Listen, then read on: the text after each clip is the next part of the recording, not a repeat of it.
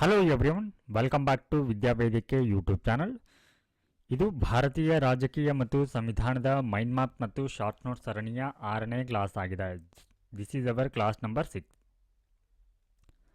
Last ಕ್ಲಾಸಲ್ಲಿ ನಾವು union and it's territory, ಒಕ್ಕೂಟ ಮತ್ತು ಅದರ ಭೂಪ್ರದೇಶಗಳ ಬಗ್ಗೆ ಡಿಸ್ಕಷನ್ ಮಾಡಿದ್ದೀವಿ. ಸೊ ಈ ಒಂದು ಕ್ಲಾಸಲ್ಲಿ ಪೌರತ್ವ ಅಥವಾ ಸಿಟಿಜನ್ಶಿಪ್ ಬಗ್ಗೆ ಡಿಸ್ಕಷನ್ ಮಾಡಲಿದ್ದೇವೆ. So first we have to know the definition of citizenship ಬಗ್ಗೆ ನೋಡೋಣ. ಏನು ಹೇಳುತ್ತೆ ವ್ಯಾಖ್ಯಾನ ಅಂತಂದರೆ, ಯಾವುದೇ ಒಂದು ರಾಷ್ಟ್ರದ ಕಾನೂನುಬದ್ಧ ಸದಸ್ಯತ್ವವನ್ನು ಹೊಂದಿದ್ರ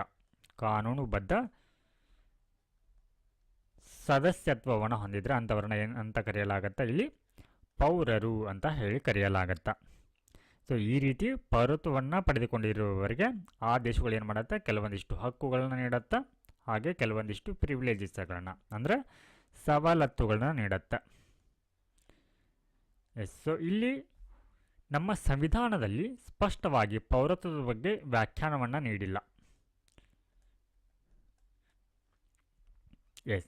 ಸೊ ಇಲ್ಲಿ ಆರ್ಟಿಕಲ್ 5 to 11 ಏನಿದೆ, ಸೊ ಇವುಗಳೇನು ಮಾಡುತ್ತೆ, ಈ ಪೌರತ್ವ ಅಥವಾ ಸಿಟಿಜನ್ಶಿಪ್ ಬಗ್ಗೆ ಚೌಕಟ್ಟನ್ನು ಒದಗಿಸಿಕೊಡುತ್ತೆ. ಅಂದ್ರೆ ಈ ವಿಧಿಗಳು 5 ರಿಂದ 11 ಏನು ವಿಧಿಗಳಿವೆ, ಇವು ಪೌರತ್ವಕ್ಕೆ ಸಂಬಂಧಪಟ್ಟಿರುವಂಥ ವಿಧಿಗಳಾಗಿವೆ. ಹಾಗೆ ಇಲ್ಲಿ ಪೌರತ್ವಕ್ಕೆ ಸಂಬಂಧಪಟ್ಟಂಥ ಪ್ರೊವಿಜನ್ಸ್ ಅಥವಾ ಉಪಬಂಧಗಳೇನು ಅಥವಾ ನಿಬಂಧನೆಗಳು ಅನ್ನುವಂಥದ್ದು ಭಾಗ 2ರಲ್ಲಿ ಕಂಡುಬರುತ್ತೆ. ಆದರೆ ಸಂವಿಧಾನ ಜಾರಿಗೆ ಬಂದಂಥ ಸಂದರ್ಭದಲ್ಲಿ ಈ ಒಂದು ಭಾಗ 2ರಲ್ಲಿ ಪೌರತ್ವಕ್ಕೆ ಸಂಬಂಧಪಟ್ಟಂತೆ ಯಾವುದೇ ಶಾಶ್ವತ ಮತ್ತು ಸುದೀರ್ಘವಾಗಿರುವಂಥ ಉಪಬಂಧಗಳು ಇದರಲ್ಲಿ ಕಂಡುಬರುವುದಿಲ್ಲ. ಸೊ ಅಂದರೆ ಈ ಒಂದು ಸಂದರ್ಭದಲ್ಲಿ ಏನಿವಾಗ ಸಂವಿಧಾನ ಜಾರಿಗೆ ಬರುತ್ತೆ 26 ಜನವರಿ 1950. ಸೊ ಈ ಜಾರಿಗೆ ಬಂದಂಥ ಸಂದರ್ಭದಲ್ಲಿ ಈ ಪೌರತ್ವಕ್ಕೆ ಸಂಬಂಧಪಟ್ಟಂತೆ ಇಲ್ಲಿ ಒಂದು ಕ್ಲಿಯರ್ ಆಗಿರುವಂಥ ಅಥವಾ ಶಾಶ್ವತವಾಗಿರುವಂಥ ಅಥವಾ ಸುದೀರ್ಘವಾಗಿರುವಂಥ ಉಪಬಂಧಗಳು ಕಂಡುಬರುವುದಿಲ್ಲ. ಸೊ ಇಲ್ಲಿ ಕೇವಲ ಇದು ಈ ಒಂದು ಸಂದರ್ಭದಲ್ಲಿ ಇದ್ದಂಥ ಪೌರರನ್ನು ಮಾತ್ರ ಗುರುತಿಸ್ತಾ ಇರುತ್ತೆ. ಸೊ ಹೀಗಾಗಿ ಈ ಪೌರತ್ವಕ್ಕೆ ಸಂಬಂಧಪಟ್ಟಂತೆ ಕಾನೂನು ಮಾಡುವಂಥ ಅಧಿಕಾರವನ್ನು ಇದು ಸಂಸತ್ತಿಗೆ ಕೊಟ್ಟಿರುತ್ತೆ. ಸಂಸತ್ತು ಸೊ ಆರಂಭದಲ್ಲಿ ಸಂವಿಧಾನದಲ್ಲಿ ಯಾವ ರೀತಿ ಪೌರತ್ವವನ್ನು ಪಡೆದುಕೊಳ್ಳಬೇಕು ಅಥವಾ ಅದನ್ನು ಯಾವಾಗ ಕಳೆದುಕೊಳ್ಳಲಾಗುತ್ತೆ ಅನ್ನೋದರ ಬಗ್ಗೆ ಹೇಳಿರೋದಿಲ್ಲ. ಸೊ ಹೀಗಾಗಿ ಏನು ಮಾಡುತ್ತೆ, ಸಂಸತ್ತು 1955ರಲ್ಲಿ ಒಂದು ಕಾಯ್ದೆನ ಜಾರಿಗೆ ತರುತ್ತೆ. ಸೊ ಅದು ಪೌರತ್ವ ಕಾಯ್ದೆ 1955. ಸೊ ಈ ಕಾಯ್ದೆಯ ಮೂಲಕ ಏನು ಹೇಳುತ್ತೆ ಅಂತಂದರೆ, ಇಲ್ಲಿ ಪೌರತ್ವವನ್ನು ನಾವು ಯಾವ ರೀತಿ ನೀಡಲಾಗತ್ತಾ, ಹಾಗೆ ಪೌರತ್ವವನ್ನು ಯಾವ ರೀತಿ ಕಳೆದುಕೊಳ್ಳಬಹುದು ಅನ್ನೋದ್ರ ಬಗ್ಗೆ ಹೇಳುತ್ತೆ. ಸೊ ಈ ಒಂದು ಪೌರತ್ವ ಕಾಯ್ದೆಯನ್ನು ಇಲ್ಲಿಯವರೆಗೆ 6 ಬಾರಿ ಏನು ಮಾಡಲಾಗಿದೆ, ಅಮೆಂಡ್ಮೆಂಟ್ ಮಾಡಲಾಗಿದೆ ಅಥವಾ ತಿದ್ದುಪಡಿ ಮಾಡಲಾಗಿದೆ. ಸೊ ಮೊದಲನೇದಾಗಿ ಇದರ ತಿದ್ದುಪಡಿ ಯಾವಾಗ ಆಗುತ್ತೆ ಅಂದರೆ 1986. So next one 1992, 2003, 2005, 2015, next one 2019. So this is the latest amendment ಆಗಿದೆ ಈ ಒಂದು ಕಾಯ್ದೆಗೆ.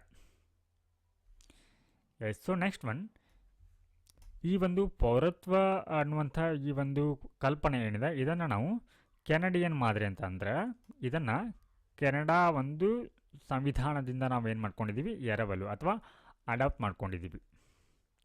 ಸೊ ಈ ಹಿಂದೆ ನಾನು ನಿಮಗೆ ಈ ಒಂದು sources of the Indian constitution ಅಥವಾ ಭಾರತೀಯ ಸಂವಿಧಾನದ ಮೂಲಗಳು ಅಂತ ಬಂದಾಗ ಯಾವೆಲ್ಲ ದೇಶಗಳಿಂದ ನಾವು ಏನೆಲ್ಲ ಅಂಶಗಳನ್ನ ಅಡಾಪ್ಟ್ ಮಾಡ್ಕೊಂಡಿದ್ದೀವಿ ಅಂತ ಕೂಡ ಹೇಳಿದ್ದ. ಸೊ ಅದರಲ್ಲಿ ಇದು ಕೂಡ ಒಂದು. ಸೊ ನೆಕ್ಸ್ಟ್ ಒನ್, ಇವಾಗ ಇಲ್ಲಿ ನಾಗರಿಕರಂತ ಬರ್ತಾರೆ ಅಥವಾ ಜನರು. ಸೊ ಇವರನ್ನು ನಾವು ಪೌರರು ಅಥವಾ ನಾಗರಿಕರು ಅಥವಾ ಇಲ್ಲಿ ವಿದೇಶಿಗರಂತ ಹೇಳಿ ವರ್ಗೀಕರಣವನ್ನು ಮಾಡ್ತೀವಿ. ಸೊ ಇಲ್ಲಿ ನಾಗರಿಕರಾಗಿರುವವರಿಗೆ ಅಥವಾ ಭಾರತದ ಪೌರರು ಆಗಿರುವವರಿಗೆ, ಭಾರತೀಯ ಒಂದು ಪೌರತ್ವವನ್ನು ಹೊಂದಿರುವವರಿಗೆ ಕೆಲವೊಂದಿಷ್ಟು ವಿಶೇಷ ಹಕ್ಕುಗಳಿರುತ್ತೆ. ಅಂದರೆ ಈ ಕೆಳಗೆ ಕೊಡಲಾಗಿರುವ ವಿಧಿಗಳೇನಿದೆ, ಅಂದರೆ ಈ ವಿಧಿಗಳ ಅಡಿಯಲ್ಲಿ ನೀಡಲಾಗಿರುವಂಥ ಹಕ್ಕುಗಳು ಕೇವಲ ಭಾರತೀಯ ಪ್ರಜೆಗಳಿಗೆ ಏನಾಗಿರುತ್ತೆ, ಅನ್ವಯ ಆಗತ್ತ ಅಥವಾ ಅವರಿಗೆ ಲಭ್ಯವಿರುವಂಥ ಹಕ್ಕುಗಳು. Only for Indian citizen.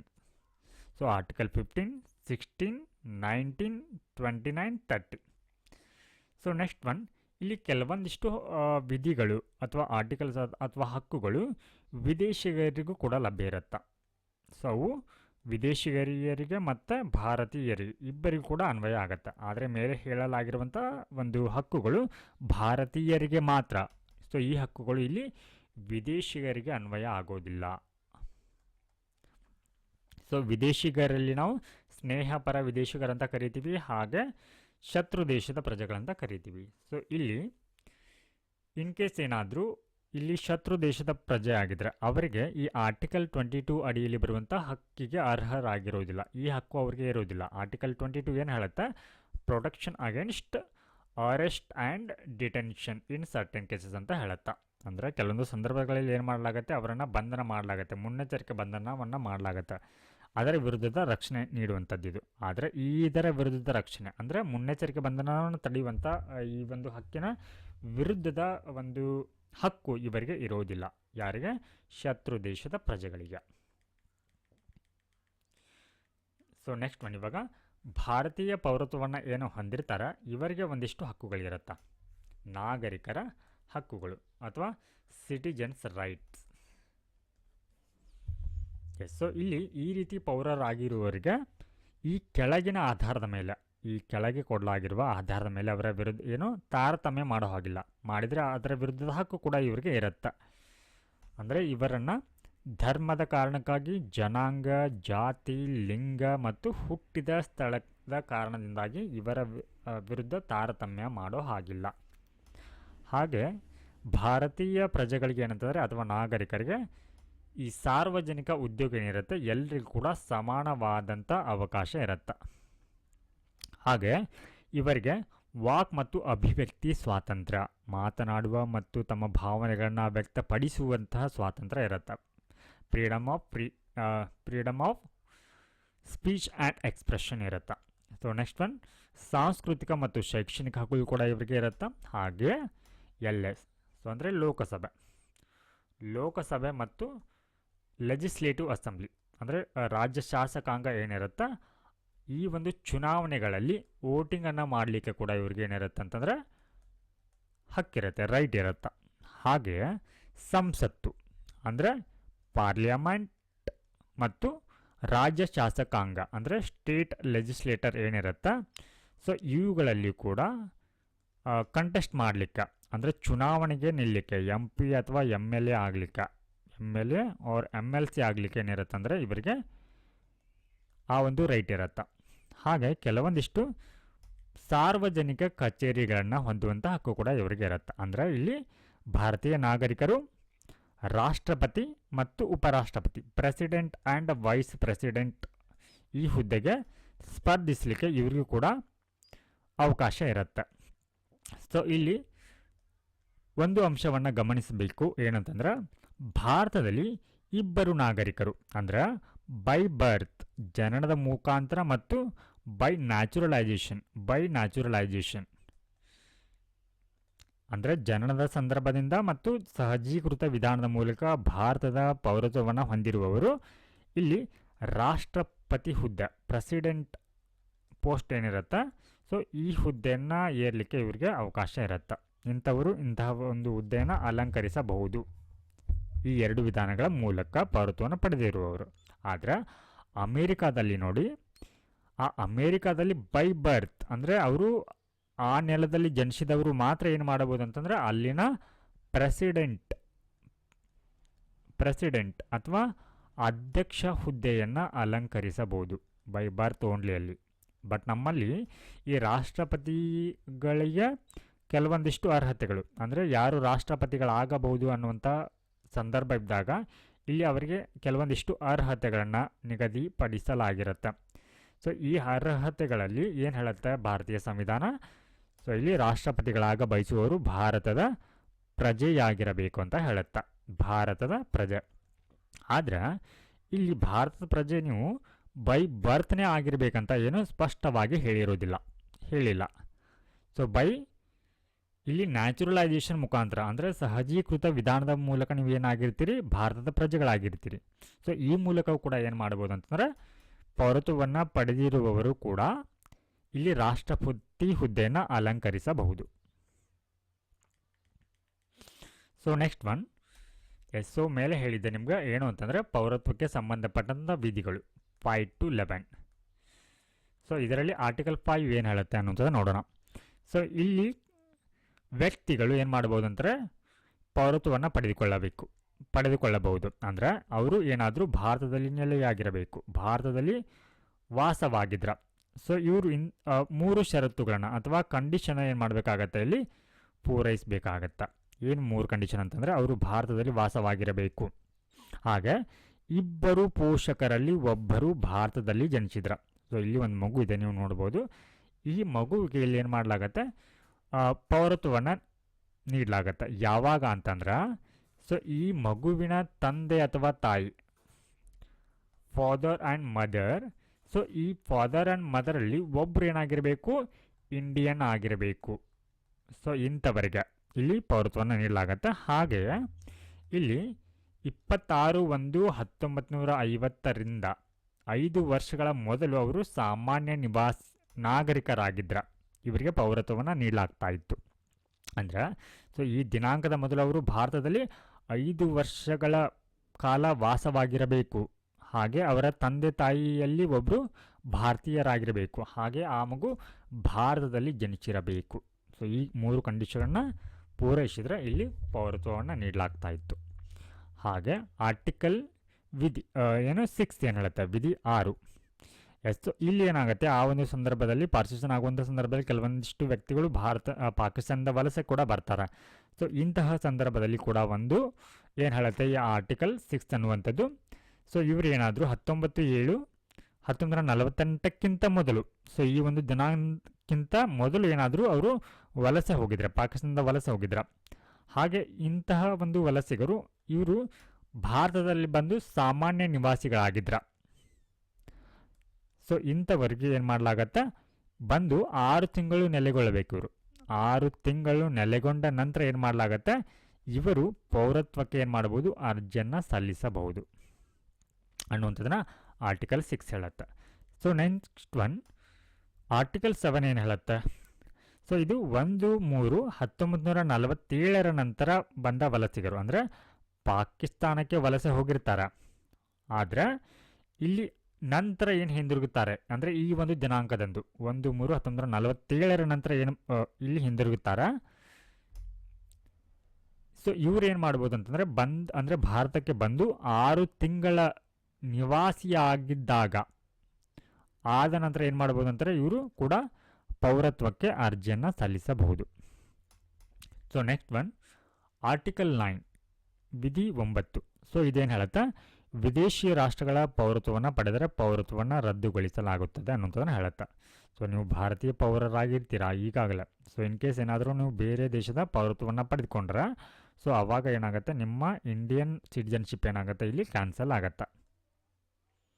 So next one article 10. So ಇದು ಈ ಹಿಂದೆ ಆರ್ಟಿಕಲ್ 5 to 9 ವರೆಗೆ ಏನು ಇಲ್ಲಿ ಪೌರತ್ವವನ್ನು ನೀಡಲಾಗ್ತಾ ಇತ್ತು ಈ ಒಂದು ವಿಧಾನಗಳ ಮೂಲಕ ಇಲ್ಲಿ ಅದನ್ನು ಮುಂದುವರಿಸುತ್ತಾ. ಅಂದರೆ ಭಾರತೀಯ ಪೌರರಾಗಿರುವವರು ಇಲ್ಲಿ ಸಂಸದೀಯ ಕಾನೂನುಗಳು ಏನು ಮಾಡುತ್ತೆ, ಆ ಒಂದು ಹಕ್ಕುಗಳ ಮಿತಿಗಳಿಗೆ ಒಳಪಟ್ಟಿರ್ತಾರೆ ಅಂತ.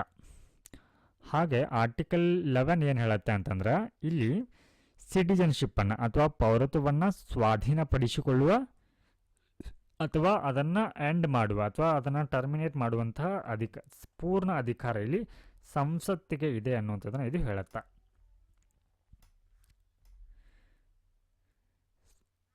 ನೆಕ್ಸ್ಟ್ ಒನ್ ಪೌರತ್ವವನ್ನು ಪಡೆದುಕೊಳ್ಳುವಂತಹ ವಿಧಾನಗಳು, ಅಕ್ವೈರಿಂಗ್ ಸಿಟಿಜನ್ಶಿಪ್. ಯಾವೆಲ್ಲ ಮುಖಾಂತರ ನಾವು ಪೌರತ್ವವನ್ನು ಅಂದರೆ ಭಾರತದ ಪೌರತ್ವವನ್ನು ಇಲ್ಲಿ ಗಳಿಸಿಕೊಳ್ಳಬಹುದು ಅನ್ನುವಂಥದ್ದು ನೋಡೋಣ. Acquisition of citizenship. So first one ಜನನದಿಂದ ಬೈ ಬರ್ತ್ ನಾವೇನು ಮಾಡ್ಬೋದು, ಇಂಡಿಯನ್ ಸಿಟಿಜನ್ಶಿಪ್ಪನ್ನು ಪಡೆದುಕೊಳ್ಳಬಹುದು. ಯಾವ ರೀತಿ ಅಂತಂದರೆ ಇಲ್ಲಿ 26/1/1950 ಅಥವಾ ನಂತರ ಮತ್ತು 1/1/1987 ಒಳಗಾಗಿ ಇವರು ಭಾರತದಲ್ಲಿ ಜನಿಸಿರಬೇಕು. ಅಂಥವರಿಗೆ ಇಲ್ಲಿ ಎಸ್. ಸೊ ಅಂಥ ಏನು ಆ ಮಗು ಜನನ ಆಗತ್ತೆ, ಸೊ ಇಲ್ಲಿ ಅಂಥವರ ತಂದೆ ತಾಯಿ ಯಾವ ರಾಷ್ಟ್ರದವರೆಂದು ಪರಿಗಣಿಸದೆ ಪೌರತ್ವವನ್ನು ನೀಡಲಾಗತ್ತೆ. ಎಸ್. ಸೊ ಏನು ಈ ಮೇಲೆ ಡೇಟನ್ನು ಕೊಟ್ಟಿದ್ದಾರೆ, ಸೊ ಈ ಡೇಟಲ್ಲಿ ನೀವು ಭಾರತದಲ್ಲಿ ಜನಿಸಿರಬೇಕು. ಭಾರತದಲ್ಲಿ ಜನಿಸಿದಾಗ ನಿಮ್ಮ ಪೇರೆಂಟ್ಸ್ ಅಂದರೆ ಮದರ್ ಆ್ಯಂಡ್ ಫಾದರ್ ಏನಿರ್ತಾರೆ ಇವರು ಯಾವ ದೇಶದವರಂತ ಹೇಳಿ ಕನ್ಸಿಡರ್ ಮಾಡೋದಿಲ್ಲ. ಸೊ ಇನ್ ಕೇಸ್ ಅವರು ಬೇರೆ ದೇಶದಿಂದ ಬಂದು ಭಾರತದಲ್ಲಿ ಆ ಮಗುವಿಗೆ ಜನನವನ್ನು ಅಂದರೆ ಬರ್ತ್ ನೀಡಿದ್ರೆ, ಸೊ ಅಂತಹ ಮಗುವಿಗೆ ಏನು ಮಾಡ್ಬೋದಾಗಿತ್ತು, ಇಲ್ಲಿ ಪೌರತ್ವವನ್ನು ನೀಡಬಹುದಾಗಿತ್ತು. ಹಾಗೆ ಇಲ್ಲಿ 1/7/1987 ಇಲ್ಲಿ ಒಂದು ಡೇಸ್ ಪಿಕ್ ಮಾಡಿದ್ರಲ್ವಾ, ಇದರ ಒಳಗಾಗಿ ಅಂತ ಹೇಳಿ ನೆಕ್ಸ್ಟ್ ಏನು ಮಾಡ್ತಾರೆ, ಈ ಒಂದು ಡೇಟ್ನ ನಂತರ ಇಲ್ಲಿ ಪೌರತ್ವವನ್ನು ಕೂಡ ಪಡೆದುಕೊಳ್ಳಬಹುದು. ಆದರೆ ಇಲ್ಲೊಂದು ಕಂಡೀಷನ್ ಏನಂತ, ಇಬ್ಬರು ಪೋಷಕರಲ್ಲಿ ಒಬ್ಬರು ಭಾರತೀಯರಾಗಿರಬೇಕು. ಸೊ ಮೇಲೆ ಇಬ್ಬರು ಕೂಡ ಅಲ್ಲಿ ಭಾರತೀಯರು ಅಲ್ಲದೆ ಇದ್ದರೂ ಕೂಡ ನಡೀತಾ ಇತ್ತು. ಆದರೆ ಇಲ್ಲಿ ಇಬ್ಬರಲ್ಲಿ ಒಬ್ಬರು, ಇಲ್ಲಿ ಮದರ್ ಆರ್ ಪೇರೆಂಟ್ಸ್ ಏನಂತಂದರೆ ಒಬ್ಬರು ಭಾರತೀಯರಾಗಿ ಇರಬೇಕಾಗಿತ್ತು. ಯಾವಾಗ 1/7/1987 ನಂತರ ಭಾರತದಲ್ಲಿ ಜನಿಸಿದ್ರ ಅಂಥವರು ಪೌರತ್ವವನ್ನು ಪಡೆದುಕೊಳ್ಬಹುದಾಗಿತ್ತು. Yes. So next one, by ಬರ್ತ್ನ ಇಲ್ಲಿ ಮತ್ತೊಂದು ಕಂಡೀಷನ್ ಏನಿದೆ, 3/12/2004 ನಂತರ, ಅಂದರೆ ಈ ಒಂದು ದಿನಾಂಕದಂದು ನಂತರ ನೀವು ಭಾರತದಲ್ಲಿ ಜನಿಸಿದ್ರ ಅಂಥವರು ಕೂಡ ಪೌರತ್ವವನ್ನು ಪಡೆದುಕೊಳ್ಳಬಹುದು. ಬಟ್ ಇಲ್ಲಿ ಒಂದು ಕೂಡ ಕಂಡೀಷನ್ ಇದೆ. ಸೊ ಇಬ್ಬರು ಭಾರತೀಯರಾಗಿದ್ರ ಅಂದರೆ ಆ ಒಂದು ಮಗುವಿನ ಮದರ್ ಆ್ಯಂಡ್ ಫಾದರ್, ತಂದೆ ಅಥವಾ ತಾಯಿ ಇಬ್ಬರು ಕೂಡ ಇಲ್ಲಿ ಏನಂತಂದರೆ ಇಬ್ಬರು ಕೂಡ ಇಲ್ಲಿ ಇಂಡಿಯನ್ ಆಗಿರಬೇಕಾಗಿತ್ತು. ಎಷ್ಟು ನೋಡಿ ಇಲ್ಲಿ ಎಷ್ಟು ರೀತಿ ಬದಲಾವಣೆಗಳಾಗಿದೆ. ಸೊ ಈ ಹಿಂದೆ ಫಸ್ಟ್ ಒನ್, ಅವರ ತಂದೆ ತಾಯಿ ಯಾವುದೇ ರಾಷ್ಟ್ರದವರೆಂದು ಪರಿಗಣಿಸದೆ ಏನು ಮಾಡಲಾಗ್ತಾಯಿತ್ತು, ಪೌರತ್ವವನ್ನು ನೀಡಲಾಗ್ತಾಯಿತ್ತು. ಯಾವಾಗ ಈ 26/1/1950 ಮತ್ತು ಈ 1/1/1987 ಒಳಗಾಗಿ ಭಾರತದಲ್ಲಿ ಜನಿಸಿದ್ರ. ಸೊ ನಂತರದಲ್ಲಿ 1/7/1987 ನಂತರ ಜನಿಸಿದ್ರ ಅಲ್ಲಿ ಏನು ಕನ್ಸಿಡರ್ ಮಾಡಲಾಗ್ತಾಯಿತ್ತು, ಅವರ ತಂದೆ ತಾಯಿಯರಲ್ಲಿ ಒಬ್ಬರು ಏನಾಗಿರಬೇಕಾಗಿತ್ತು, ಭಾರತೀಯ ನಾಗರಿಕರಾಗಿ ಇರಬೇಕಾಗಿತ್ತು. ಸೊ ನಂತರದಲ್ಲಿ ಈ 2004 3/12 ನಂತರ ಭಾರತದಲ್ಲಿ ಜನಿಸಿದ್ರೆ ಅವರ ತಂದೆ ತಾಯಿ ಇಬ್ಬರು ಕೂಡ ಭಾರತೀಯರಾಗಿದ್ದರೆ ಮಾತ್ರ ಅವರಿಗೆ ಪೌರತ್ವವನ್ನು ನೀಡಲಾಗ್ತಾ ಇದ್ದ. ಎಸ್. ಸೊ ಇಲ್ಲಿ ಒಬ್ಬರು ಭಾರತೀಯರು ಮತ್ತು ಇನ್ನೊಬ್ಬರು ಅಕ್ರಮ ವಲಸಿಗರಾಗಿರಬಾರ್ದು. ಸೊ ಇಲ್ಲಿ ಒಂದು ಕೂಡ ಕಂಡೀಷನ್ ನೋಡಿ, ಇದು ಒಬ್ಬರು ಭಾರತೀಯರಾಗಿರ್ತಾರೆ ಆದರೆ ಇವರ ಒಂದು ಸ್ಪೌಸ್ ಅಥವಾ ಸಂಗಾತಿ ಅವರು ಇಲ್ಲಿಗಲ್ ಮೈಗ್ರೆಂಟ್ ಆಗಿರಬಾರ್ದು, ಅಂಥವರಿಗೆ ಪೌರತ್ವವನ್ನು ನಿರಾಕರಿಸಲಾಗತ್ತೆ. ಹಾಗೆ ಇಲ್ಲಿ ವಿದೇಶಿ ರಾಜತಾಂತ್ರಿಕ ಮತ್ತು ಶತ್ರು ದೇಶಗಳ ಮಗು ಇವರಿಗೆ ಇಂತಹ ಒಂದು ಸಿಟಿಜನ್ಶಿಪ್ಪನ್ನು ಕೊಡಲಿಕ್ಕೆ ಬರೋದಿಲ್ಲ. ಸೊ ನೆಕ್ಸ್ಟ್ ಒನ್, ವಂಶಾನುಪ್ರಾಪ್ತಿಯಿಂದ ಅಂದರೆ ಬೈ ಡಿಸೆಂಟ್.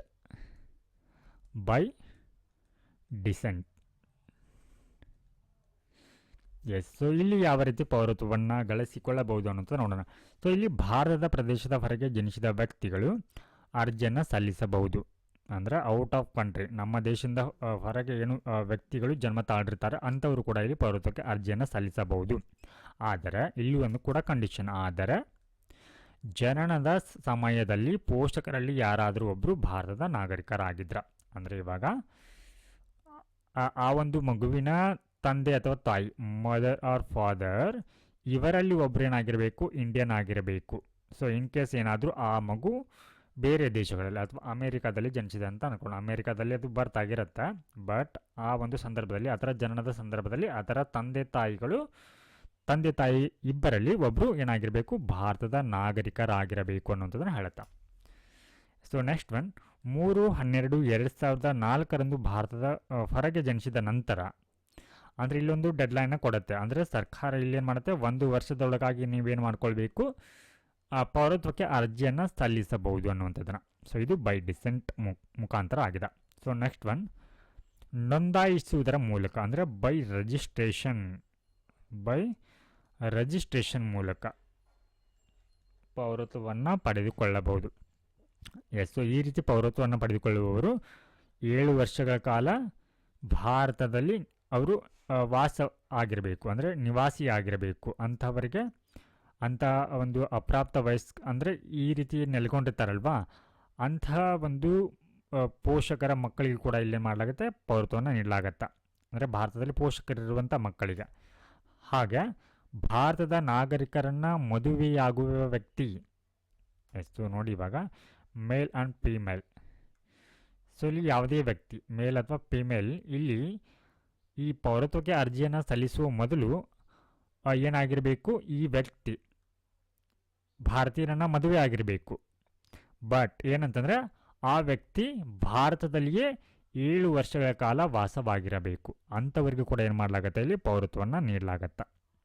ಅಂದರೆ ಅಂಥವರು ಏನು ಮಾಡ್ಬೋದು, ಪೌರತ್ವಕ್ಕೆ ಅರ್ಜಿಯನ್ನು ಸಲ್ಲಿಸಬಹುದು. ಹಾಗೆ ಭಾರತೀಯ ಮೂಲದ ವ್ಯಕ್ತಿಗಳು, ಅಂದರೆ ಸಾಮಾನ್ಯವಾಗಿ ಯಾವುದೇ ದೇಶದಲ್ಲಿ ವಾಸವಾಗಿರ್ತಾರಲ್ವ, ಅಂಥವರು ಕೂಡ ಏನು ಮಾಡ್ಬೋದು ಅಂತಂದರೆ ಇಲ್ಲಿ ಇದಕ್ಕೆ ಅರ್ಜಿಯನ್ನು ಸಲ್ಲಿಸಬಹುದು.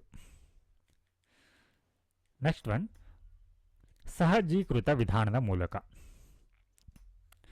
ಅಂದರೆ ಬೈ ನ್ಯಾಚುರಲೈಜೇಷನ್ ಸಹಜೀಕೃತ ವಿಧಾನದ ಮೂಲಕ. ಸೊ ಮೇಲೆ ನಾವು ಡಿಸ್ಕಸ್ಸನ್ನು ಮಾಡಿದ್ದೀವಿ ಏನಂತಂದ್ರೆ ಭಾರತೀಯ ಒಂದು ಪ್ರೆಸಿಡೆಂಟ್ ಆಗಲಿಕ್ಕೆ ಬೈ ಬರ್ತ್ ಹಾಗೆ ಬೈ ನ್ಯಾಚುರಲೈಜೇಷನ್ ಮುಖಾಂತರ ಏನು ಪೌರತ್ವವನ್ನು ಪಡೆದುಕೊಂಡಿರ್ತಾರೆ, ಸೊ ಅವರು ಭಾರತದ ರಾಷ್ಟ್ರಪತಿ ಹುದ್ದೆಗೆ ಅಲಂಕರಿಸಬಹುದು ಅಂತ ಹೇಳಿ. ಸೊ ಅದೇ ವಿಧಾನ ಇದು ಸಹಜೀಕೃತ ವಿಧಾನ. ಅಂದರೆ ಇಲ್ಲಿ ಯಾವ ರೀತಿ ಪೌರತ್ವವನ್ನು ನೀಡಲಾಗತ್ತೆ ಅಂದರೆ ಭಾರತೀಯರಿಗೆ ಯಾವ ದೇಶದ ಪೌರರಾಗಲು ಸಾಧ್ಯವಿಲ್ಲವೋ ಅಂತಹ ದೇಶಕ್ಕೆ ಸೇರಿದವರಾಗಿರಬಾರದು. ಸೊ ಇಲ್ಲಿ ಇನ್ ಕೇಸ್ ಏನಾದರೂ ಅಂದರೆ ಭಾರತೀಯರಿಗೆ ಆ ದೇಶದ ಪೌರತ್ವವನ್ನು ಕೊಡೋದಿಲ್ಲ ಅಂತ ಅನ್ಕೊಳ್ಳೋಣ, ಅಂಥವ್ರಿಗೆ ಏನು ಮಾಡೋದಿಲ್ಲ, ನಮ್ಮ ಭಾರತದಲ್ಲಿ ಅವರಿಗೆ ಪೌರತ್ವವನ್ನು ನೀಡೋದಿಲ್ಲ. ಹಾಗೆ ಇಲ್ಲಿ ಕೂಡ ಒಂದು ಕಂಡೀಷನ್ ಇದೆ, ಅಂದರೆ ಅರ್ಜಿ ಸಲ್ಲಿಸುವ 12 ತಿಂಗಳ ಮುಂಚೆ 11 ವರ್ಷದ ನಂತರ ಭಾರತೀಯ ಕಾನೂನುಬದ್ಧ ನಿವಾಸಿಯಾಗಿದ್ದರೆ, ಅಂದರೆ ಇವಾಗ ನೀವು ಅಪ್ಲಿಕೇಶನ್ ಹಾಕ್ತಾ ಇದ್ದೀರಾ ಏನು ಪೌರತ್ವವನ್ನು ಪಡೀಲಿಕ್ಕೆ, ಸೊ ಅದಕ್ಕಿಂತ 1 ವರ್ಷದ ಹಿಂದೆ ಅಂದರೆ ನೀವು 11 ವರ್ಷಗಳ ಕಾಲ ಭಾರತದಲ್ಲಿ ವಾಸವಾಗಿರಬೇಕು. ಅಂಥವರಿಗೆ ಮಾತ್ರ ಏನು ಮಾಡಲಾಗತ್ತೆ, ಈ ಒಂದು ಪೌರತ್ವವನ್ನು ನೀಡಲಾಗತ್ತೆ. ಹಾಗೆ ಈ ರೀತಿ ಪೌರತ್ವವನ್ನು ಏನು ಪಡೆದುಕೊಳ್ತಾರೆ, ಸೊ ಇಂಥವರಿಗೆ ಇವರು ಭಾರತದಲ್ಲಿ ವಾಸಿಸುವ ಅಥವಾ ಭಾರತದ ಸರ್ಕಾರದ ಅಡಿಯಲ್ಲಿ ಸೇವೆ ಸಲ್ಲಿಸುವಂಥ ಉದ್ದೇಶವನ್ನು ನಾವು ಹೊಂದಿರಬೇಕಾಗಿರುತ್ತೆ. ಸೊ ಇದೊಂದು ಕಂಡೀಷನ್ ಕೂಡ ಇರುತ್ತೆ ಇಲ್ಲಿ. ಸೊ ನೆಕ್ಸ್ಟ್ ಒನ್, ಭೂ ಪ್ರದೇಶಗಳ ಸೇರ್ಪಡೆಯಿಂದ, ಅಂದರೆ ಬೈ ಇನ್ಕಾರ್ಪೊರೇಷನ್ ಆಫ್ ಟೆರಿಟರಿ, ಅಂದರೆ ಯಾವುದೇ ಒಂದು ಪ್ರದೇಶವನ್ನು ನೀವು ವಶಪಡಿಸಿಕೊಂಡ್ರೆ ಅಂತಹ ಒಂದು ಸಂದರ್ಭದಲ್ಲಿ, ಅಂದರೆ ಯಾವುದೇ ಪ್ರದೇಶವು ಭಾರತದ ಭಾಗವಾದರೆ, ಕೇವಲ ಇದು ಭಾರತದ ಭಾಗವಾದರೆ ಮಾತ್ರ ಅಲ್ಲ, ಅಲ್ಲಿ ಏನು ಮಾಡಬೇಕಾಗತ್ತೆ, ಕೇಂದ್ರ ಸರ್ಕಾರ ಒಂದು ಅಧಿಸೂಚನೆಯನ್ನು ಹೊರಡಿಸಬೇಕು. ಆ ಮೂಲಕ ಆ ಪ್ರದೇಶವನ್ನು ಭಾರತಕ್ಕೆ ಸೇರಿದರೆ ಅಂಥವ್ರನ್ನ ಏನು ಮಾಡಲಾಗತ್ತೆ, ಇಲ್ಲಿ ಭಾರತದ ನಾಗರಿಕರು ಅಂತ ಹೇಳಿ ಕನ್ಸಿಡರ್ ಮಾಡಲಾಗತ್ತೆ. ಅಂದರೆ ಅವರು ಇಂಡಿಯನ್ ಸಿಟಿಜನ್ಶಿಪ್ಪನ್ನು ಪಡೆದುಕೊಳ್ತಾರೆ. ಎಷ್ಟೋ ತೀರಾ ಇತ್ತೀಚೆಗೆ ಆಗಿರುವಂತಹ ಒಂದು ಪೌರತ್ವ ಕಾಯ್ದೆಗೆ ಆಗಿರುವಂಥ ತಿದ್ದುಪಡಿ ಅಂತಂದರೆ ಅದು 2019ರಲ್ಲಿ ಆಗುತ್ತೆ. ಅದನ್ನು ಪೌರತ್ವ ತಿದ್ದುಪಡಿ ಕಾಯ್ದೆ 2019 ಅಂತ ಕರೆಯುತ್ತಾರೆ, ಸಿಟಿಜನ್ಶಿಪ್ ಅಮೆಂಡ್ಮೆಂಟ್ ಆ್ಯಕ್ಟ್ 2019. ಎಷ್ಟು ಈಗಾಗಲೇ ಹೇಳಿದ್ದೆ ನಿಮ್ಗೆ, ಏನು 1955ರ ಪೌರತ್ವ ಕಾಯ್ದೆ ಏನಿದೆ, ಪೌರತ್ವ ಕಾಯ್ದೆ ಇದೆ. ಸೊ ಇದಕ್ಕೆ 6 ಬಾರಿ ತಿದ್ದುಪಡಿನ ತಂದಿದ್ದಾರೆ ಅಂತ ಹೇಳಿ. ಸೊ ಇದು 6ನೇ ಬಾರಿಯ ತಿದ್ದುಪಡಿ ಇದಾಗಿದೆ. ಸೊ ಈ ಒಂದು ಕಾಯ್ದೆ ಮೂಲಕ ಏನು ಮಾಡಲಾಗತ್ತೆ ಅಂದರೆ ಅಕ್ರಮ ವಲಸಿಗರಿಗೆ ಪೌರತ್ವದ ಹಕ್ಕುಗಳನ್ನು ನೀಡುತ್ತೆ. ಅಂದರೆ ಇಲ್ಲಿಗಲ್ ಮೈಗ್ರೆಂಟ್, ಇಂಗ್ಲೀಷ್ನಲ್ಲಿ ಇಲ್ಲಿಗಲ್ ಮೈಗ್ರೆಂಟ್. ಹಾಗಿದ್ರೆ ಯಾವ ದೇಶಗಳಿಂದ ಬಂದಂತಹ ಮೈಗ್ರೆಂಟ್ಗಳಿಗೆ ಅಥವಾ ಅಕ್ರಮ ವಲಸಿಗರಿಗೆ ಇಲ್ಲಿ ಪೌರತ್ವವನ್ನು ನೀಡಲಾಗತ್ತೆ ಅಂತಂದ್ರೆ ಅಫ್ಘಾನಿಸ್ತಾನ್, ಬಾಂಗ್ಲಾದೇಶ್ ಮತ್ತು ಪಾಕಿಸ್ತಾನದಿಂದ. ಸೊ ಈ 3 ದೇಶ ಕೂಡ ಮುಸ್ಲಿಂ ಮೆಜಾರಿಟಿ ಕಂಟ್ರಿ ಆಗಿದೆ. ಮುಸ್ಲಿಮರು ಬಹುಸಂಖ್ಯಾತರಿರುವಂಥ ದೇಶಗಳಾಗಿವೆ. ಸೊ ಇಂತಹ ದೇಶಗಳಲ್ಲಿ ಹಿಂದೂಗಳಾಗಿರ್ಬೋದು, ಜೈನ್, ಬೌದ್ಧ, ಕ್ರಿಶ್ಚಿಯನ್, ಪಾರ್ಸಿಯನ್ನರು, ಸಿಖ್ಖರು ಇವರು ಅಲ್ಪಸಂಖ್ಯಾತರಾಗಿದ್ದಾರೆ. ಸೊ ಈ ಕಾರಣಕ್ಕಾಗಿ ಏನಾಗ್ತಾ ಇದೆ ಅಂತಂದರೆ ಈ ದೇಶಗಳಲ್ಲಿ ಇವರ ಮೇಲೆ ಧಾರ್ಮಿಕ ಕಿರುಕುಳ ಆಗ್ತಾ ಇದೆ. ಸೊ ಈ ಕಾರಣದಿಂದಾಗಿ ಅಂದರೆ ಧಾರ್ಮಿಕ ಕಿರುಕುಳವನ್ನು ಅನುಭವಿಸಿ ಅವರು 2014ಕ್ಕಿಂತ ಮುಂಚೆ ಭಾರತಕ್ಕೆ ಬಂದಿದ್ರೆ ಅವರಿಗೂ ಕೂಡ ಏನು ಮಾಡಲಾಗ್ತಾ ಇದೆ, ಇವಾಗ ಭಾರತದ ಪೌರತ್ವವನ್ನು ನೀಡಲಾಗ್ತಾ ಇದೆ. ಇದೇ ಒಂದು ಕಾಯ್ದೆಯನ್ನು ಜಾರಿಗೆ ತರಲಾಗುತ್ತೆ 2019ರಲ್ಲಿ. ಸೊ ಇವರಿಗೆ ಯಾಕೆ ಅಂತ ಬಂದಾಗ, ಯಾಕಂದರೆ ಇವರು ಈ ಧರ್ಮಗಳನ್ನ ಮಾತ್ರ, ಅಂದರೆ 6 ಜನ ಧರ್ಮೀಯರಿಗೆ ಮಾತ್ರ ನೀಡಲಾಗತ್ತೆ. ಯಾಕೆ ಅಂತಂದರೆ ಇವರು ಈ 3 ದೇಶಗಳಲ್ಲಿ ಏನು ಮೈನಾರಿಟಿ ಇದ್ದಾರೆ, ಅಂದರೆ ಅಲ್ಪಸಂಖ್ಯಾತರಾಗಿದ್ದಾರೆ. ಸೊ ಅಲ್ಪಸಂಖ್ಯಾತರು ಅನ್ನುವಂಥ ಕಾರಣಕ್ಕಾಗಿ ಏನಾಗ್ತಾ ಇದೆ, ಇಲ್ಲಿ ಇವರ ಮೇಲೆ ಇಲ್ಲಿ ಧಾರ್ಮಿಕ ಕಿರುಕುಳ ಆಗ್ತಾ ಇದೆ. ಸೊ ಹೀಗಾಗಿ ಈ ಧರ್ಮೀಯರನ್ನು ಮಾತ್ರ ಕನ್ಸಿಡರ್ ಮಾಡಲಾಗ್ತಾ ಇದೆ. Yes. So next one, so ಈ ಹಿಂದೆ ನಾವು ಯಾವ ರೀತಿ ಪೌರತ್ವವನ್ನು ಅಕ್ವೈರ್ ಮಾಡಿಕೊಳ್ಳಬಹುದು, ಅಕ್ವೈಜೇಷನ್ ಬಗ್ಗೆ ನೋಡಿದ್ದೀವಿ. ಸೊ ನಂತರದಲ್ಲಿ ಇವಾಗ ಪೌರತ್ವವನ್ನು ಕಳೆದುಕೊಳ್ಳುವುದರ ಬಗ್ಗೆ, ಅಂದರೆ ಲಾಸ್ ಆಫ್ ಸಿಟಿಜನ್ಶಿಪ್, ನಮ್ಮ ಪೌರತ್ವ ಯಾವಾಗ ರದ್ದಾಗುತ್ತೆ ಅನ್ನೋದರ ಬಗ್ಗೆ ನೋಡೋಣ. ತ್ಯಜಿಸುವುದು ಬೈ ರೆನೌನ್ಸಿಯೇಷನ್ ಮೂಲಕ, ಅಂದರೆ ಇಲ್ಲಿ ಸ್ವಯಂ ನಾವು ಘೋಷಣೆ ಮಾಡ್ಕೊಡ್ತೀವಿ, ವಾಲಂಟರಿ ಸರೆಂಡರ್ ಮಾಡ್ತೀವಿ. ಅಂದರೆ ಬೇರೆ ದೇಶದ ಒಂದು ಪೌರತ್ವವನ್ನು ಪಡೆದುಕೊಳ್ಳುವ ಮೂಲಕ ನಾವೇನು ಮಾಡ್ಬೋದು ಅಂತಂದರೆ ಈ ರೀತಿಯ ನಿರ್ಧಾರವನ್ನು ಕೈಗೊಳ್ಳಬಹುದು. ಸೊ ಯಾರು ಈ ರೀತಿಯ ಒಂದು ಸ್ವಯಂ ಘೋಷಣೆ ಮೂಲಕ ಈ ದೇಶದ ಪೌರತ್ವವನ್ನು ಪಡೆದುಕೊಳ್ತಾರ, ಸೊ ಇವಾಗ ಫಾರ್ ಎಕ್ಸಾಂಪಲ್ ಇವಾಗ ಆತನ ತಂದೆ ತಾಯಿ, ಮಗುವಿನ ಮದರ್ ಆ್ಯಂಡ್ ಫಾದರ್ ಇಲ್ಲಿ ಈ ದೇಶದ ಒಂದು ಪೌರತ್ವವನ್ನು ಕಳೆದುಕೊಳ್ತಾರಂತ ಅಂದ್ಕೊಳ್ಳೋಣ. ಸೊ ಇಲ್ಲಿ ಆ ಒಂದು ತಂದೆ ತಾಯಿಯ ಮಗು ಏನಾದರೂ 16 ಅಥವಾ 17 ವಯಸ್ಸಾಗಿದೆ ಅಂತ ಅಂದ್ಕೊಳ್ಳೋಣ. ಎಸ್. ಸೊ ಈ ಒಂದು ಸಂದರ್ಭದಲ್ಲಿ ಇವರ ಪೌರತ್ವ ರದ್ದಾಗತ್ತೆ. ಇವರು ವಾಲಂಟ್ರಿಯಾಗಿ ಸರೆಂಡರ್ ಮಾಡಿರ್ತಾರೆ. ಆದರೆ ಈ ಅಪ್ರಾಪ್ತ ವಯಸ್ಸಿನ ಮಕ್ಕಳು ಏನಿರ್ತಾರೆ ನೋಡಿ, ಇವ್ರಿಗೊಂದು ಅವಕಾಶ ಇರುತ್ತೆ. ಅಂದ್ರೆ ಈ ಮಗು ಏನಾದರೂ ಮೇಜರ್ ಆದ ನಂತರ, ಅಂದರೆ 18 ವರ್ಷ ತುಂಬಿದ ನಂತರ, ಈ ಒಂದು ಮಗು ತುಂಬಿದ ನಂತರ 1 ವರ್ಷದ ಒಳಗಾಗಿ, ಅಂದರೆ ಅದು 19 ವರ್ಷವನ್ನು ಪೂರೈಸುವ ಮೊದಲು ಏನು ಮಾಡ್ಬೋದು ಅಂತಂದರೆ ಈ ಪೌರತ್ವವನ್ನು ಪಡೆಯಬಹುದು. ಅದಕ್ಕೆ ಕೂಡ ಒಂದು ಅವಕಾಶ ಇರುತ್ತೆ. ಅರ್ಜಿ ಸಲ್ಲಿಸುವುದರ ಮುಖಾಂತರ ಏನು ಮಾಡ್ಬೋದು, ಪೌರತ್ವವನ್ನು ಗಳಿಸಿಕೊಳ್ಳಬಹುದು. ಸೊ ನಂತರದಲ್ಲಿ ರದ್ದು ಮಾಡುವುದು, ಅಂದರೆ ಬೈ ಡೆಪ್ರಿಯೇಷನ್. ಸೊ ಈ ಮುಖಾಂತರ, ಅಂದರೆ ಬೇರೆ ದೇಶದ ಪೌರತ್ವವನ್ನು ಪಡೆದರೆ, ನೀವು ಇಂಡಿಯನ್ ಆಗಿರ್ತೀರಾ, ಇನ್ ಕೇಸ್ ಏನಾದರೂ ನೀವು ಅಮೇರಿಕನ್ ಒಂದು ಸಿಟಿಜನ್ಶಿಪ್ ತೆಗೆದುಕೊಂಡ್ರೆ ಆವಾಗ ಭಾರತದ ಪೌರತ್ವ ಇಲ್ಲಿ ರದ್ದಾಗತ್ತೆ. ಸೊ ನಂತರದಲ್ಲಿ ಕಸಿದುಕೊಳ್ಳುವುದು.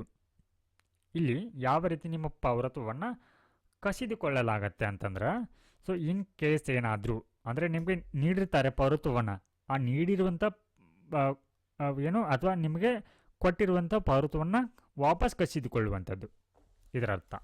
ಅಂದರೆ ನೀವೇನಾದರೂ ಈ ಮೊದಲು ವಂಚನೆ, ಸುಳ್ಳು, ಮೋಸದ ಮೂಲಕ ಈಗಾಗಲೇ ನೀವು ಪೌರತ್ವವನ್ನು ಹೊಂದಿದ್ರೆ ಅದನ್ನು ನಿಮ್ಮ ಪೌರತ್ವವನ್ನು ಕಸಿದುಕೊಳ್ಳಬಹುದು. ಹಾಗೆ ನಮ್ಮ ದೇಶದ ಸಂವಿಧಾನಕ್ಕೆ ನಿಷ್ಠೆಯನ್ನು ತೋರದಿದ್ರೆ, ಹಾಗೆ ಯುದ್ಧದ ಸಮಯದಲ್ಲಿ ಶತ್ರು ದೇಶದೊಂದಿಗೆ ಸಂಪರ್ಕವನ್ನು ಹೊಂದಿದ್ರೆ, ಹಾಗೂ ನೋಂದಣಿ ಅಥವಾ ಸಹಜೀಕೃತ ವಿಧಾನದ ಮೂಲಕ ಪೌರತ್ವ ಪಡೆದ 5 ವರ್ಷದ ಒಳಗೆ 2 ವರ್ಷಗಳ ಕಾಲ ಜೈಲು ಶಿಕ್ಷೆನ ವಿಧಿಸಿದ್ರೆ, ಅಂದರೆ by registration and by naturalisation ಮುಖಾಂತರ ನೀವು ಪೌರತ್ವವನ್ನು ಪಡೆದುಕೊಂಡಿದ್ದೀರಾ ಇವಾಗ.